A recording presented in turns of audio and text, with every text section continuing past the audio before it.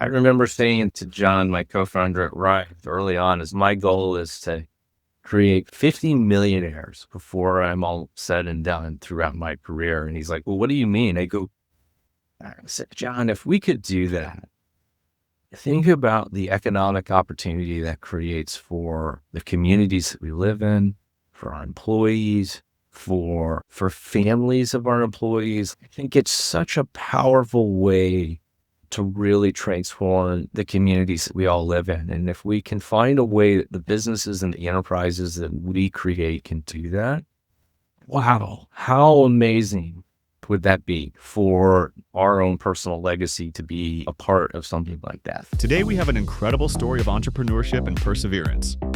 Our guest is Scott Conine, who started his business with just $10,000 and grew it into a company that sold for over $100 million.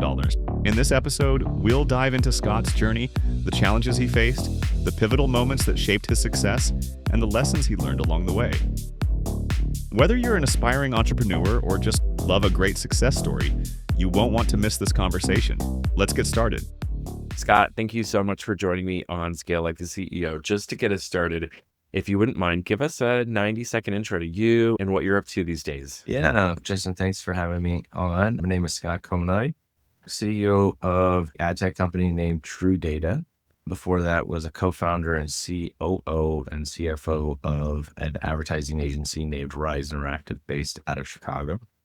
Grew that, bootstrapped that from $10,000 in year one to selling the business at over $100 million when we sold the business. To get real fun, before that, I was a performing musician. Even before that was worked in a series of family businesses. So have a whole host of talent war stories to share today around leadership and a whole host of different things that I think will hopefully provide a great conversation.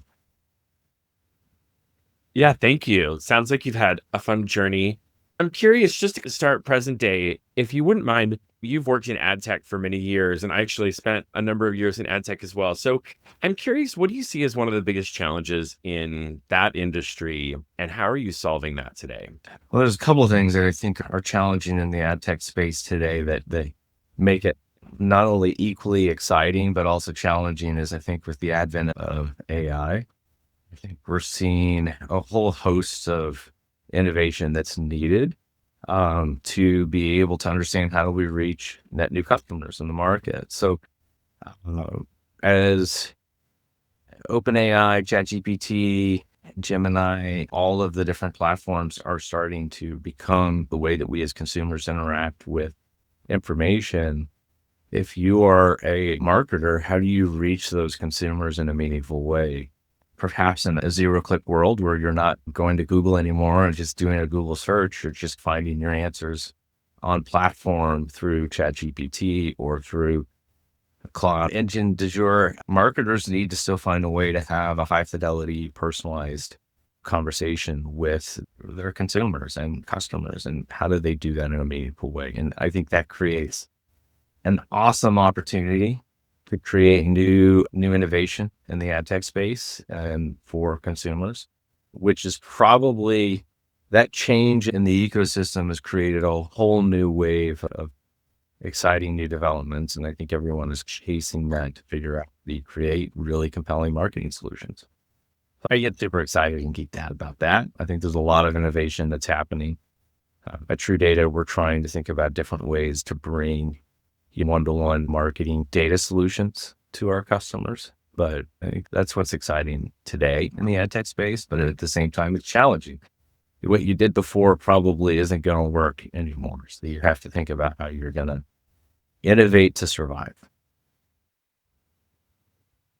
Yeah, as I look across different industries that are being materially impacted by AI and Gen AI, it does seem like marketing and advertising are really shifting very fast from content generation to search. SEO isn't the only gig in town anymore. And so there's a lot going on there. So definitely an exciting industry to be in if you're into change and adapting to change.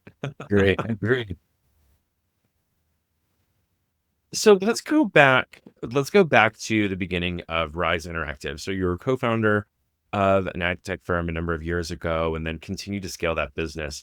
I'd love to hear about some of the beginning, the first couple of years in growing that business and getting it off the ground. Tell me, what were some of the challenges that you faced as you started to build the team? Yeah, I think my co-founder was an individual named John Morris, and John had just come out of at a booth at the University of Chicago. We had won second place in a New Venture Challenge. That was the original seed capital used to launch our business. And, one of the things that John and I were very committed to was organically growing the business. We didn't really want to raise any money. We wanted our own cash flow to create our growth. And so from day one, we had to figure out how do we leverage our own IP, which was our people, our talent, and then our technology. And we realized if we were going to compete against some of the bigger competitors in the market, we had to find ways to have a compelling, differentiated story around what we brought to the market. So we first started with search, and this was early 2000s when we started this business. And so search was hot. It was in vogue. It was the way that you could reach customers. But we struggled to find talent from the trade.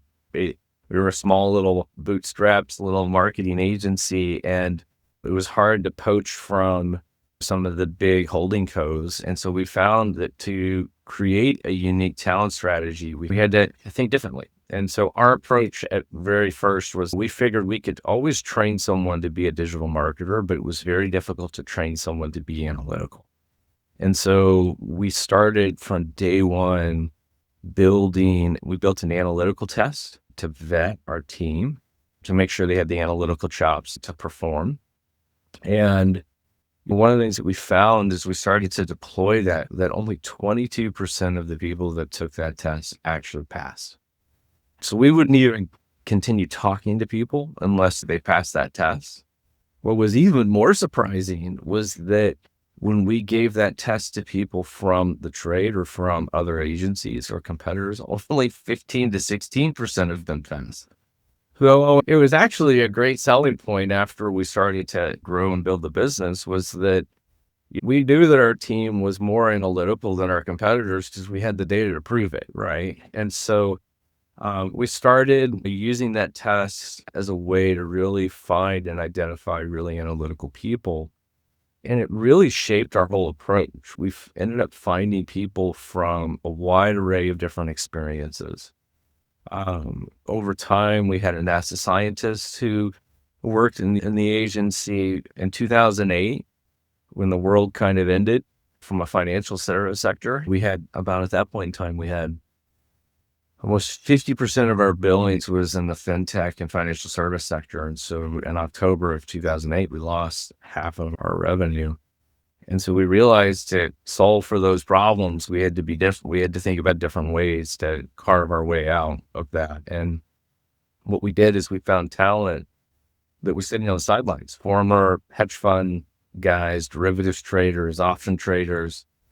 And so we ended up bringing them in because they were super analytical, and we were able to continue to build a very unique analytical workforce that I think was super differentiated.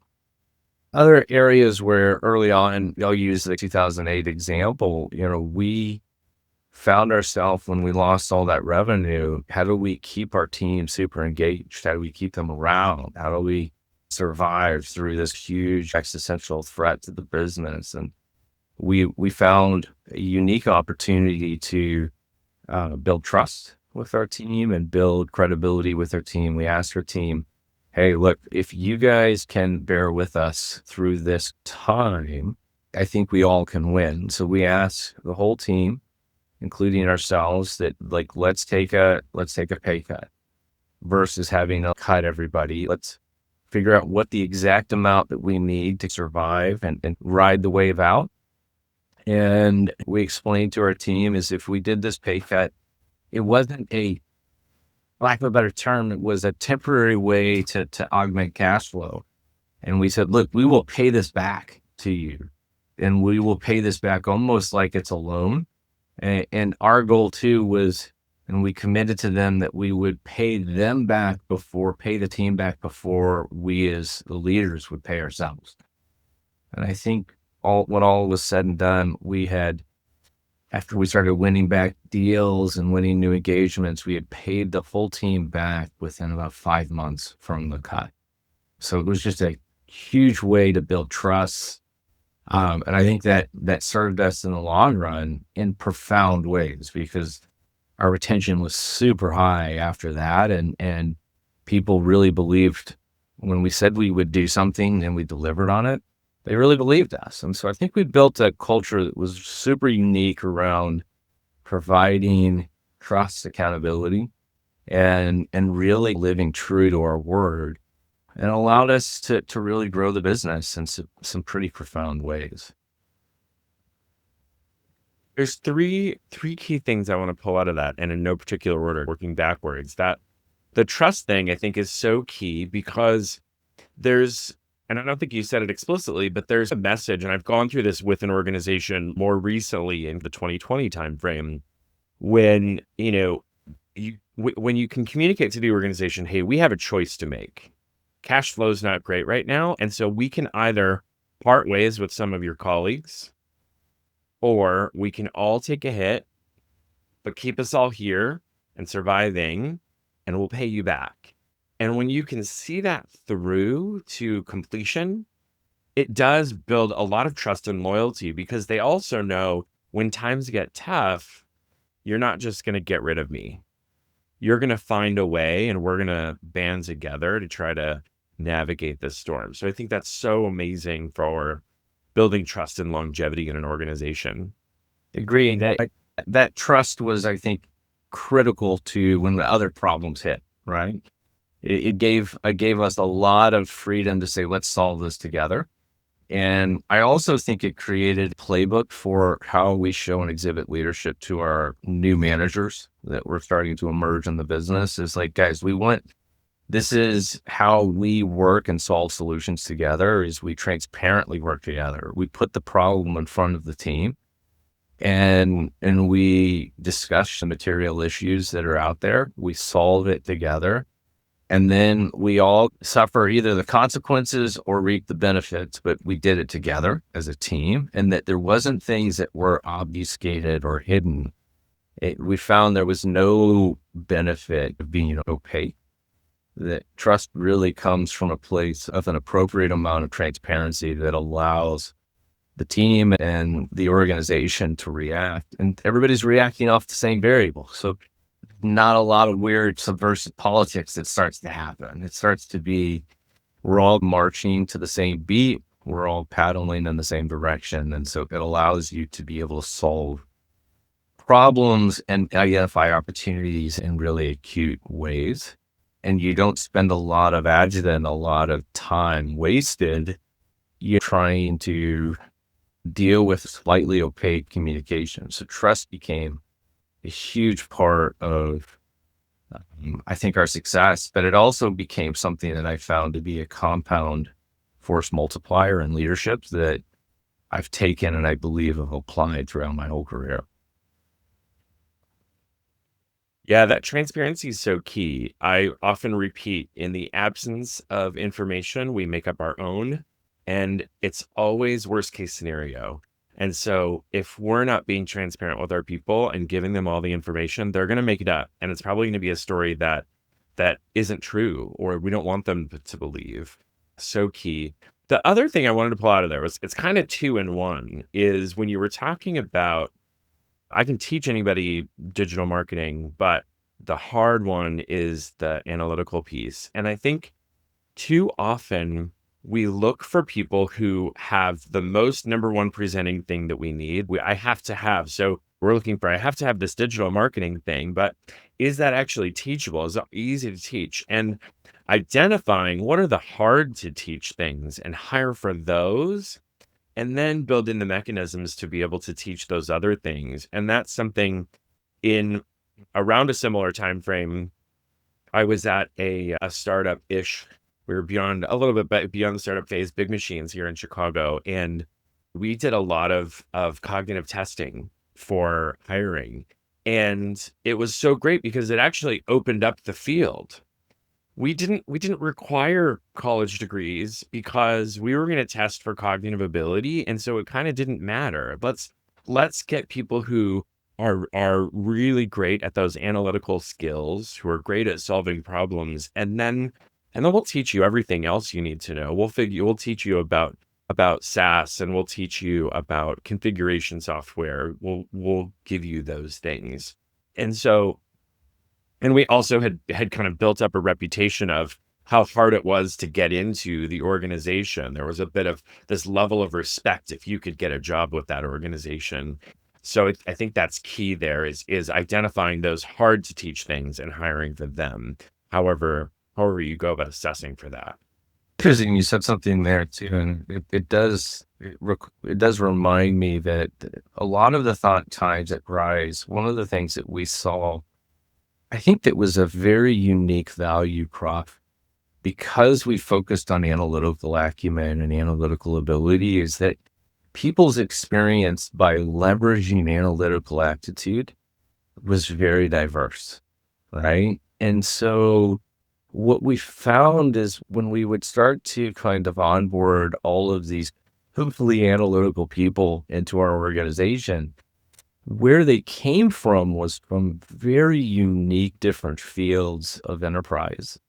And like I mentioned, we had this NASA rocket scientist, we had trading managers, I had a roughneck from the oil field services drilling wells, but was super, super analytical. And so what you started to realize very quickly is that every one of them had this unique perspective, was unified through their ability to leverage data, but at the same time, just would open the aperture of what we could potentially do and how we could deploy performant marketing solutions for our customers in ways that was incredibly diverse. And so we found that what started as a qualifier for entry into our business being strong analytical acumen, what we realized is it unlocked all of these secondary and tertiary differentiators around diversity of thought and unique value proposition. And so it started as a way just to help us provide just cleaner reporting and easier insights for our customers, actually became something that was super valuable to our business and actually created, I think, a much more rich culture in our business that was, I think, just created a very different vibe that even today, that the risers and the alumni that sit in the market, when we see each other, there's this kind of, camaraderie that we all share and that we experience this very unique moment in time that was a really fun and exhilarating place to be.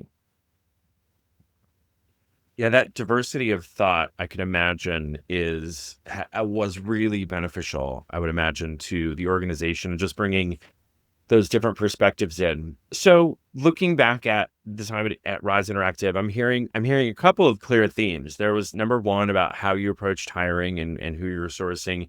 Number two was really about transparency and trust building. I'm curious if there's one more, like a third key factor of success that you could pull out from your time at growing Rise. What would that be? One of the things that I think we did that was built into our DNA, it is truly defining what success was at every kind of operational level of the business. And being able to take really complex things and define them into simple statements. So we had like the Rise 5 as an example.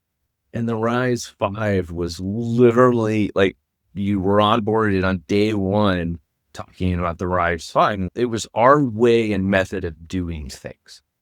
So I think that was, every leader in the organization would walk the halls or walk the floor and say, okay, let's repeat the Rise 5. Tell me what they are, right? So it was one of those things that we were super intentional on, if really codifying our core processes, codifying who we are. In fact, From day one of when we started the business until we sold, I always did the orientation. I'd spend a full day onboarding and walking through people.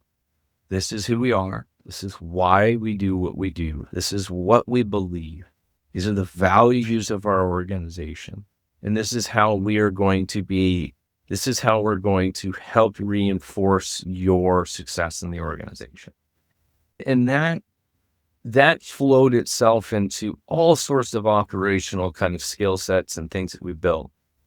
One of the other things that we did that I think was probably that started to build upon that whole kind of theme was what I realized very early on is, given the nature of our business and the speed and velocity that we had to compete in, having an annualized performance review wasn't going to work for our organization. It just was not a way to help our team members be successful. It wasn't a way that we could create, I think, actual meaningful feedback. And so we shifted to an agile performance management framework.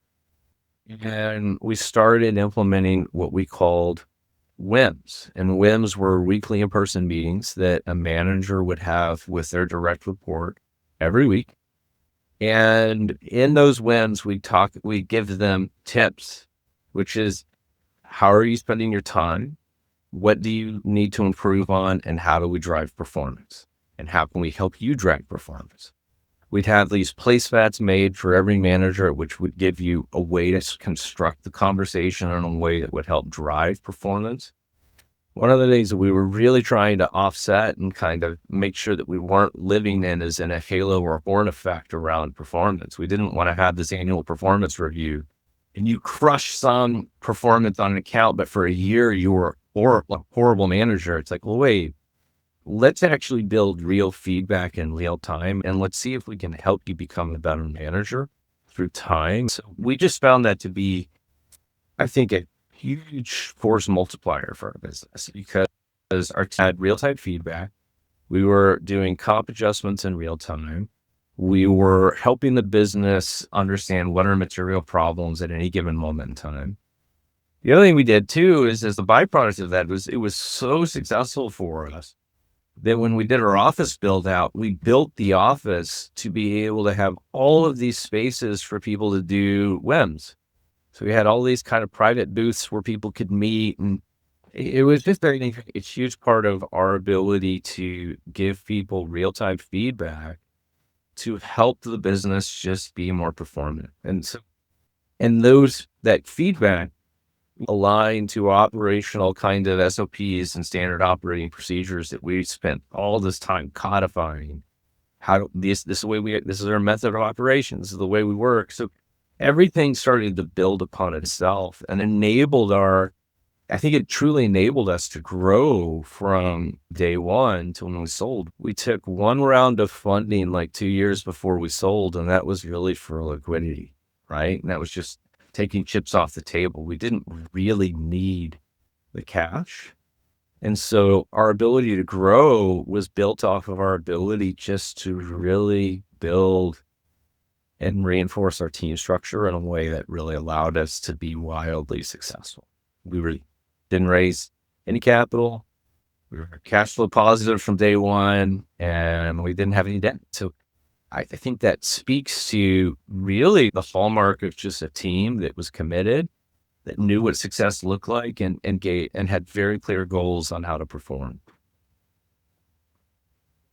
Yeah, two big things that I'm hearing is one, being just so explicit about the culture and how we operate and how we do things, which I've also found to be critical in high performing organizations. And then the second part of high performing organizations is that performance piece, giving people regular feedback. I totally agree with you that the annual feedback loop or annual review process is just, in today's world, is far too infrequent. And then you've got leaders and managers who feel like that's the only time that they give feedback, and that's just not enough at all.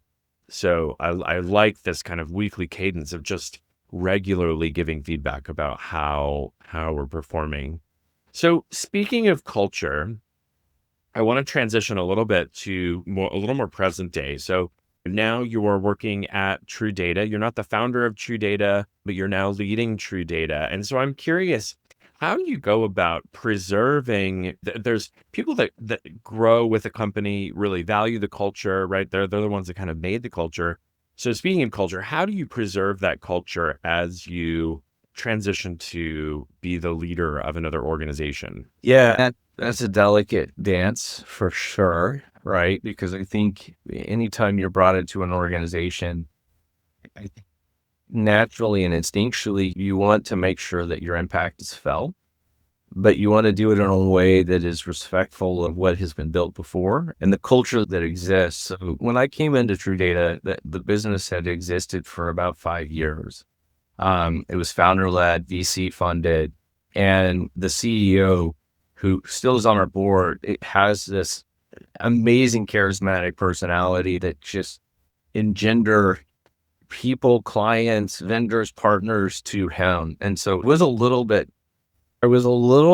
scared, honestly, when I came into the organization, like realizing that this individual has a reputation that looms large in the industry and has been very successful. So being mindful of what he had built was super important. And so I think when I came into the organization, first and foremost was really understanding what were the non-negotiables in the culture? What were the things he built that this business you had to preserve, respect, and they are a part of the actual DNA. You can't change the DNA of an organization. You want to complement the DNA, but you can't change it. And so it became super important for me to really understand what those kind of assets and what those things were.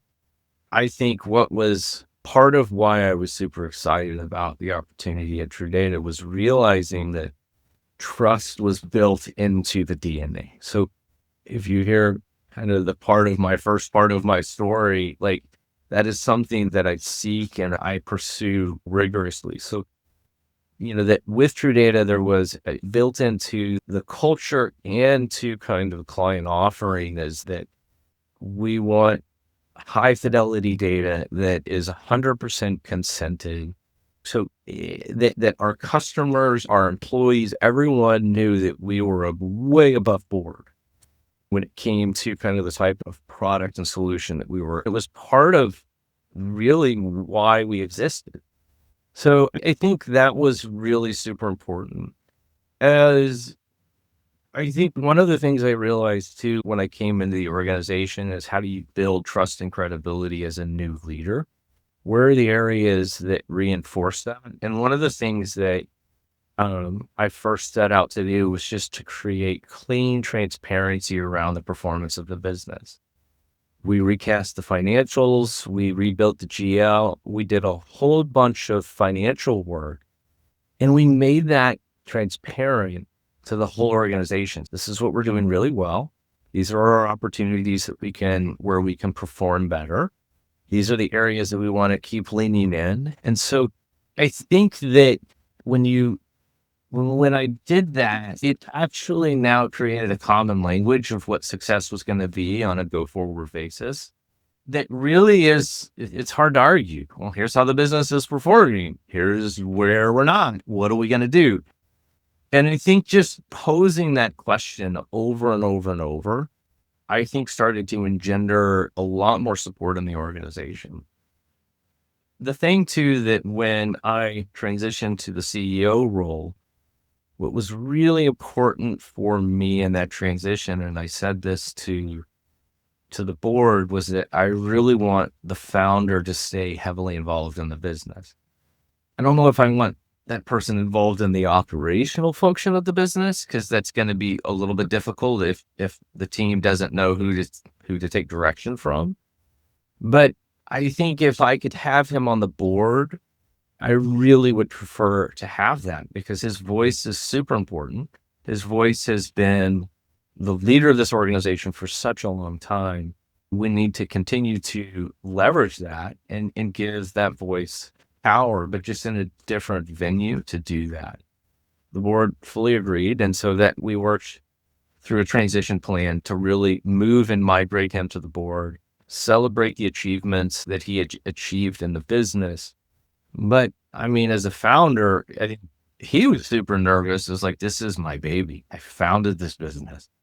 I've got now new adoptive parents of my business. You better make sure that it works, right? You better make sure that it grows and delivers. And so I think that my role very early on was being overly communicative, overly supportive, and just show, here's what we set out to achieve. Did we achieve it? And here's what we're going to do if we didn't. And just being super transparent, right? Helping all parties know that. I think this organization, we also had to make from the very beginning, we had to make some harder decisions. When I took over the business, we found the business in COVID. We had to change some of the product offering. And so we went through a lot of staff changes. We had to make a couple rifts to get the business right sized for what we needed to achieve. And that was really tough to step into the role and then really start to make some of these hard decisions from day one. And so I think I really leaned into the trust that I had built from day one in the organization to say, hey, these are hard decisions, but here's what success looks like. Here's how we're going to come through on the other end of that. And here's how I need you all as leaders in the organization to step up. I'm going to give you a whole bunch of autonomy, a whole bunch of responsibility, and I'm going to give you the ability to elevate your own. I think when all was said and done, after we did those rifts and personnel adjustments, I think our retention on our team now is maybe 3+ years. We don't seem to lose people. And I think it's because everyone has this amazing sense of autonomy now of what they need to do, what success looks like. We give them their own sense of agency to do that. We give them training and upskilling when needed to rise to that. And I think we now sit in I'm incredibly proud of the leadership team that we've built, because this team is pretty autonomous. They can do and operate and drive considerable success for the business. And I think we've been wildly performant as the byproduct of that. Great. So what does the future look like for TrueData and for Scott? I think that my hope with TrueData is that it will continue to accelerate, continue to grow. Ideally, at some point, TrueData probably will find either a new home, or it will find people that we can bring in and partner with. So, I mean, the business is in a place now, it's cash flow positive. It's growing year over year. I think is for a data company in the ad tech space is a phenomenal success story. And so I think we will see hopefully continued success in the business.